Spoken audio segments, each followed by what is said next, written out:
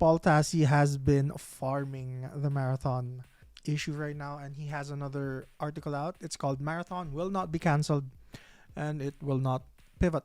Very clickbaity title, but does he make sense? So he says, in the wake of Bungie's announcement, the marathon will be delayed indefinitely, pushed out of its September release date. A common refrain began that either the game should just be cancelled at this point, or it needs to be significantly changed in a different direction. Kind of disagree. Not significantly cancelled. That's too much. That's like as far as I know, there's like a $3.6 billion investment here, so there's no way this will be cancelled. I'm here to say that neither will happen, and Sony will not cancel Marathon, nor will it pivot to some dramatically different type of game, obviously. It will also not abandon its core concepts within the extraction genre it has laid forth, which makes sense. I get it. It's too late for Marathon to be cancelled, that's true. It's not some previously announced game that has no updates. This is a game that's been 5 years plus of work. They did a huge gameplay reveal followed by an extremely public closed alpha which flopped ahead of a release date that was supposed to be 3 months from today. Almost exactly. Now, should Marathon have been cancelled? That's a different question, but the other consideration here is that Sony paid, again, that's right, it's $3.6 billion for Bungie with the idea that it would be getting a big new live IP service IP out of the form of Marathon. So acquire the company, looking Marathon, and just cutting Marathon would have been a wild decision in that context. So I was mistaken. So $3.6 billion to buy Bungie, not to produce Marathon, but just Bungie overall, which produces Marathon.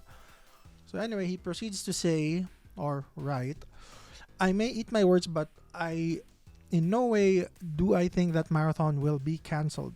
The indefinite delay will hopefully have an endpoint, but as Bungie says, they will announce the new release date this fall, which logic would dictate would be in early 2026. So it can squeeze out in Sony's 2025 fiscal year as they promised to release.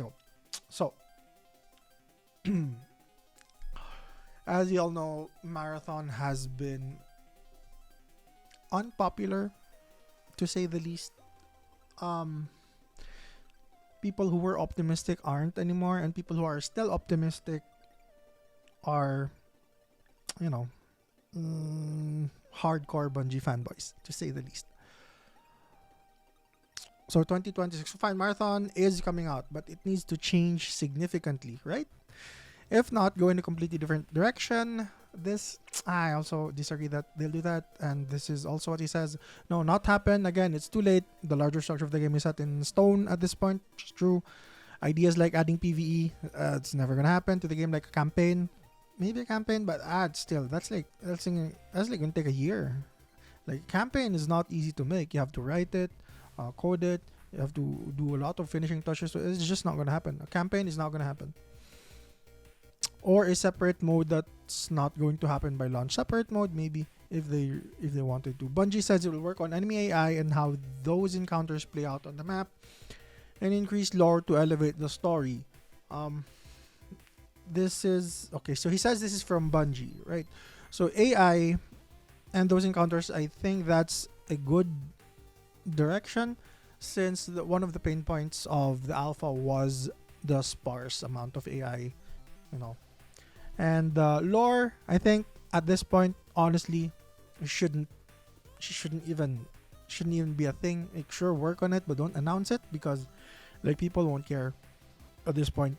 I get it, the team who does lore is not the team who does the game, so why not just do both? I get it, but it's it's not relevant to fixing their problem, I guess. But not the same thing. You can just add things of a larger scale, even with what seems like a long delay for this kind of game. You're simply never going to see something like a PvE campaign. I agree. Added at all. Even concepts within Marathon itself will not change. Another request is just switch to customizable characters as opposed to set level heroes. That's somewhat antithetical to extraction genre, but Bungie thinks it makes the game stand out. I agree. Whether you like it or not right now, if you just straight up change the heroes to just regular customizable characters, then there's really nothing much setting you apart from Tarkov, aside from, you know, shittier graphics and easier an easier game. It doesn't. It's like if Valorant just had smokes and flashes, like, or, it's just not a thing. You have to separate yourself somehow. Maybe right now the vision is not there, but I agree that they have to do something different. Okay. And then says Bungie already has 6 years in the bag for launch. It did not say that we add more as a result of this delay, but given that this was mapped out as a live game, many are in doubt. Many are no doubt in production. There'll be endless balancing between classes, but this pivot to classes was made 2 years ago when Valorant Joe Ziegler took over, and it's not okay. Valorant. It will have to work within that system and make players accept and enjoy it. To be honest, the AI is a good thing. It's a step in the right direction. They should address solos, which I think they will. They should also, like, there's so many red flags in this game, gameplay wise, that I think the bigger problem is the people making decisions at an upper management level, because when you release a game where you have PC aim assist, you have characters when they're downed can get revived instantly in 3 seconds with no, what's the word, consequence. Just those two, from a decision making standpoint, any FPS player can say that those were very stupid decisions. Like, no, he not even professionals, just regular, your everyday first person shooter enjoyers will not make this mistake. That just shows how out of touch with the genre some of these decision makers are. I know it's Bungie, they have Destiny 2, whatever, but I don't know who's making these decisions, because objectively those are horrible. If you can revive a player in 3 seconds, then everybody will just be hiding in behind walls, and just every time somebody gets down, you get revived in 3 seconds, and then what? And then just, like, what was the idea behind this? It doesn't make any sense.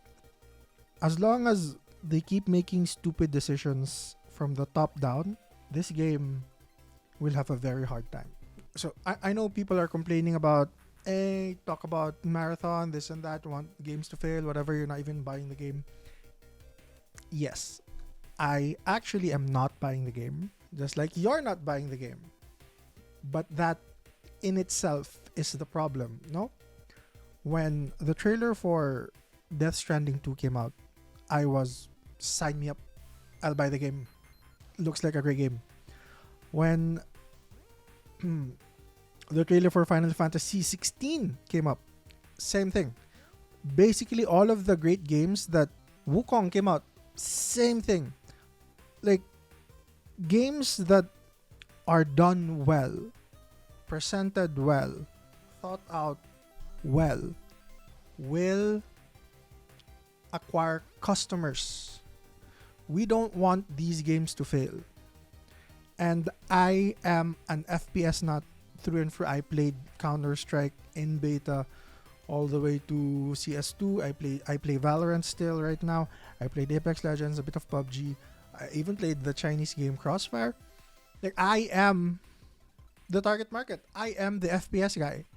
And if you release, I played Destiny 2. If you, as a company, release a game that's catered towards me, the FPS guy, and I see it and I don't want to buy it, is that my fault? Am I at fault for not liking the game that they put out? So I get it. There's like a bunch of people who are just hating. It's the internet and things. But Bungie, Bungie effed up here, man.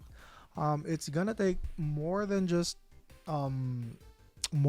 lore, more than just some AI encounters. It's gonna take a lot of this is gonna take a lot of overhaul gameplay wise to fix if they don't fix these things soon. Oh, on the flip side, we have another set of betas or not betas, sorry, playthroughs coming out soon. I think people have been receiving emails. Let me just check. Let's check the date. So they do have another playtest, which is gonna happen in June 27 to 29. This is closed. The invites are only going out to select players who played the alpha. So I'm assuming Shroud will get some. Some of the top FPS players will get some. But I think this one is under NDA. So, unlike the first one, this one will be under wraps, which is what they should have done the first time.